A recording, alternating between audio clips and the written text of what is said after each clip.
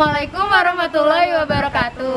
Halo teman-teman, Kita dari Asisten Laboratorium Ternak Perah. Sebelumnya perkenalkan, aku Sofina Mutia. Aku Anissa Zahra Horunisa. Di sini kita akan menjelaskan tentang fisiologi ternak, fisiologi lingkungan ternak, pemerahan, dan perkandangan. Untuk lebih jelasnya, ayo ikutin kita terus. Halo teman-teman, apa kabar kalian hari ini? Di materi acara keempat praktikum PTP ini, kita akan belajar tentang teknik pemerahan. Di sini ada dua teknik pemerahan, yaitu pemerahan secara manual dan pemerahan menggunakan alat. Sebelumnya, saya akan memperlihatkan alat pemerah susunya.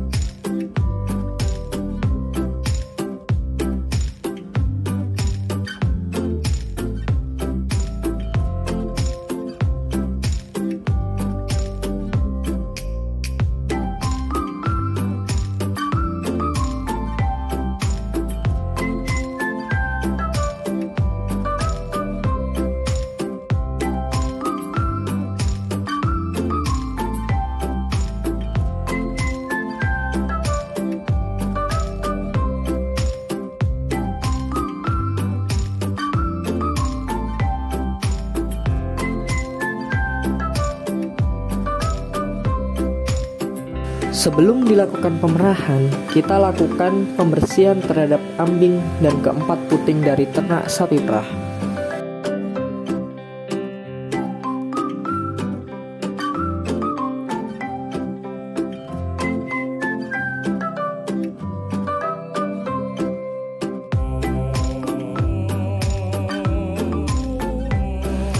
Langkah selanjutnya, kita lakukan pemerahan manual.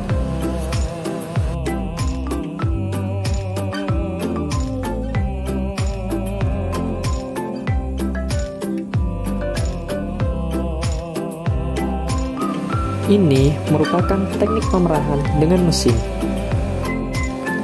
Pertama, kita hidupkan mesin sekaligus memasangkan pipa penyedot ke 4 puting ternak sapi perah.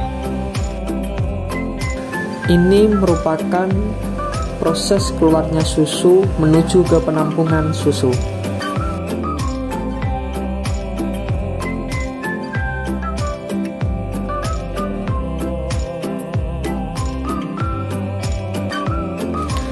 Setelah susu sudah tidak terlihat keluar, kita copot pipa penyedot dari keempat puting ternak sapi perah tersebut. Setelah dilakukan pemerahan menggunakan mesin, kita harus tetap melakukan pemerahan manual yang bertujuan untuk finishing agar susu tidak tersisa di dalam puting. Langkah terakhir, kita lakukan penyemprotan cairan dipping ke 4 puting ternak sapi perah agar puting ternak sapi perah terhindar dari penyakit dan bakteri setelah dilakukan pemerahan secara manual maupun mesin.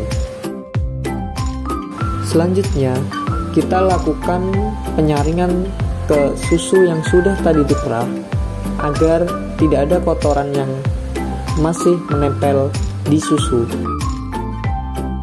Nah, kemudian susu tersebut kita masukkan ke wadah plastik untuk dijual maupun untuk diolah sendiri.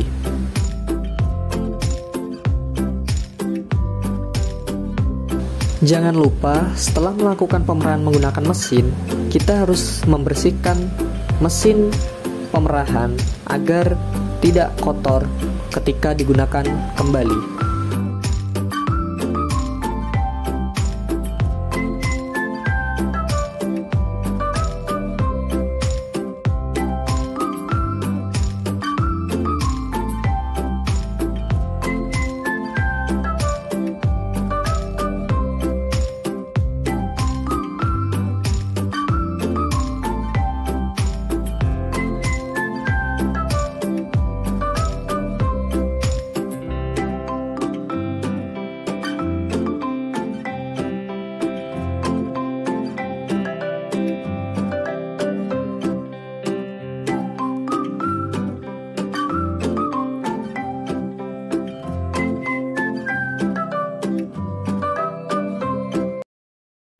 warahmatullahi wabarakatuh. Perkenalkan, nama saya Firman Agus Saputra dari Peternakan 2018. Saya akan menjelaskan tentang milk letdown positif. Milk letdown positif berawal dari stimulus. Nah, di stimulus ini ada yang biasa kita sebut rangsangan. Nah, ada stimulus pendengaran, stimulus penglihatan, dan stimulus sentuhan. Nah, contoh dari stimulus penglihatan yaitu saat induk sapi melihat pedetnya atau melihat alat pemerah susu. Nah, stimulus pendengaran yaitu saat induk sapi mendengar suara alat perah. Dan yang terakhir stimulus sentuhan yaitu saat induk sapi mau diperah, ambingnya dilap oleh air hangat. Nah, stimulus ini akan ditangkap oleh spinal cord, akan dibawa menuju hipotalamus. Nah, di hipotalamus ini menghasilkan RFO, reacting factor oksitosin, yang akan diekskresikan di hipofisa posterior yang akan menghasilkan oksitosin. Nah, oksitosin akan dibawa ke vena jugularis menuju ke jantung. Dari jantung akan dipompakan menuju ke aorta. Dari aorta ini akan menuju ke dua arteri, yaitu arteri pudenda interna, ambing bagian depan, dan arteri pudenda externa, ambing bagian belakang. Nah, lalu oksitosin akan menuju ke sel sekretori. Nah, di sel sekretori ini akan terjadinya sintesis susu.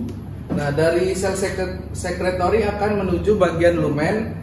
Nah, dari lumen akan menuju ke gland cistern. Nah, di gland cistern ini akan terjadinya kontraksi, sehingga anular valve terbuka. Nah, lalu susu akan masuk ke third cistern dan keluar menuju strik kanal. Nah, susu keluar melalui strik kanal yang biasa disebut milk letdown positif. Terima kasih. Wassalamualaikum warahmatullahi wabarakatuh. Assalamualaikum warahmatullahi wabarakatuh. Halo teman-teman, saya Fantoni akan menjelaskan materi tentang milk letdown negatif. Milk letdown negatif adalah kondisi di mana susu tidak keluar. Yang pertama, milk letdown negatif terjadi akibat adanya stimulus yang ditimbulkan oleh rasa sakit ataupun stres. Stimulus itu berupa impuls yang diteruskan menuju ke spinal cord, kemudian menuju ke kelenjar adrenal yang berada di ginjal, yang kemudian akan menghasilkan epinefrin. Epinefrin tersebut akan menuju ke vena jugularis, kemudian ke jantung, ke aorta, dan dialirkan oleh pembuluh darah, antara lain arteri pudenda interna dan arteri pudenda externa, yang akan menuju ke sel sekretori, lumen, dan gland cistern, yang dimana epinefrin tadi akan menghambat oksitosin, sehingga susu yang ada ternak tidak akan keluar. Terima kasih. Assalamualaikum warahmatullahi wabarakatuh. Selamat pagi dan salam sejahtera untuk kita semuanya. Perkenalkan, nama saya Nikomedes Andana. Saya Kirana Anindita. Saya Malik Akbar Wibisono. Dan kami dari Asisten Laboratorium Produksi Ternak Potong dan Perah, Divisi Ternak Perah. Di sini kami akan menjelaskan mengenai anatomi ambing, sintesis susu, dan uji kualitas susu. Selamat menyaksikan. Halo adik-adik, perkenalkan nama saya Nikomedes Andana, biasa dipanggil Niko. Di sini saya akan menjelaskan tentang pengujian berat jenis susu. Yang kami gunakan di sini ada susu, lalu ada gelas ukur, dan juga laktodensimeter. Oke, untuk susu yang kami gunakan untuk sampel tadi adalah 500 ml. 500 ml itu kami dapatkan dari perhitungan ini. Untuk perhitungannya yaitu rumusnya pagi sama dengan produksi pagi dibagi total produksi dikali 500 ml. 500 ml ini adalah sampel yang kita gunakan, maka dikalikan dengan 500 ml. Lalu untuk menghitungnya sore, yaitu sore sama dengan 500 ml dikurangi pagi. Nanti hasil dari pagi ini semisal kita dapatkan 300 ml, dan juga yang sore kita dapatkan 200 ml. Jadi 500 ml itu adalah compare dari pagi dan sore, susu kedua produksi dari pagi dan sore hari seperti itu. Untuk lactodensimeter ini kita gunakan untuk mengukur dari berat jenis susu itu sendiri. Cara menggunakannya yaitu kita celupkan, lalu kita putar, tunggu sampai lactodensimeter ini berhenti berputar. Setelah lactodensimeter ini berhenti berputar, kita lihat untuk ketinggian susu itu di setiap garis-garis di lactodensimeter itu sendiri. Untuk garisnya di sini terlihat bahwa ada 3 garis yang menunjukkan bahwa setiap satu garis turun ke bawah artinya dia naik 0,01. Jadi untuk ini kan ada 3 garis, jadi naiknya 0,003. Jadi untuk pengukurannya ada 1,023 untuk BJ terukur. Lalu untuk suhunya sendiri di sini terlihat bahwa di suhu 28 derajat Celcius. Nanti dari suhu terukur dan juga berat jenis terukur akan dimasukkan ke dalam rumus.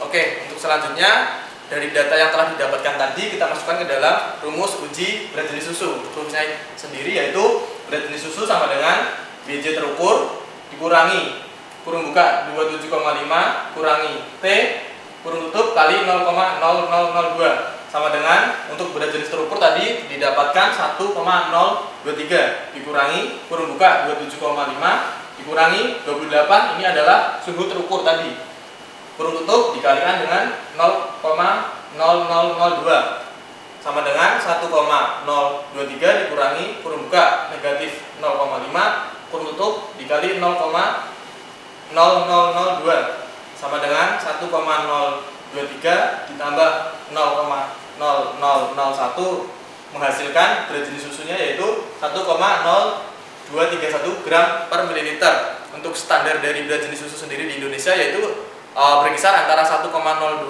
sampai 1,028 gram per mililiter. Untuk berat jenis susu sendiri ini menggambarkan total solid yang terkandung di dalam susu. Untuk total solid itu ada 2, yaitu solid non-fat dan juga fat. Untuk solid non-fat itu ada protein, vitamin, mineral, dan juga laktosa. Jadi semakin rendah dari berat jenis susu ini menggambarkan bahwa total solid yang terkandung di dalam susu itu semakin rendah pula. Ini dapat dipengaruhi oleh genetik dan juga pakan. Untuk pakan sendiri semakin banyak konsentrat, otomatis untuk berat jenis susunya akan semakin turun seperti itu. Dan begitu juga sebaliknya. Terima kasih. Assalamualaikum warahmatullahi wabarakatuh. Perkenalkan, nama aku Riza Nur Aini. Di sini aku akan melakukan uji kesegaran susu. Nah, uji kesegaran susu salah satunya adalah uji alkohol. Untuk alat dan bahan yang digunakan, di sini ada bahannya sampel susu, kemudian ada alkohol 70%. Untuk alatnya ada gelas ukur, kemudian ada tabung reaksi.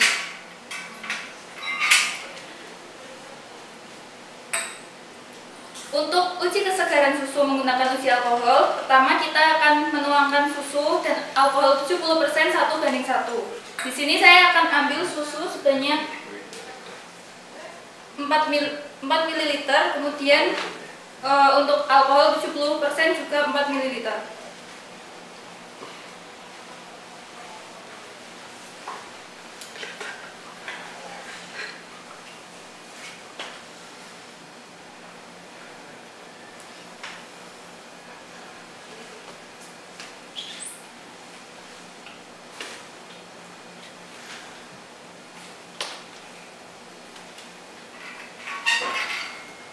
Kemudian kita tuangkan ke dalam tabung reaksi.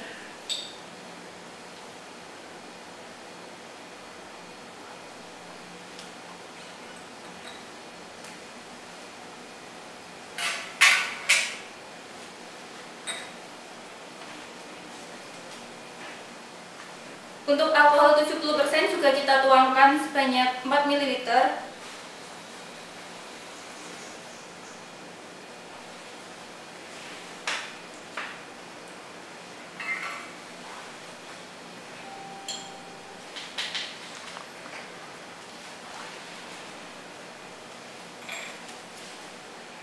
Kemudian akan kita gocok dengan cara seperti ini.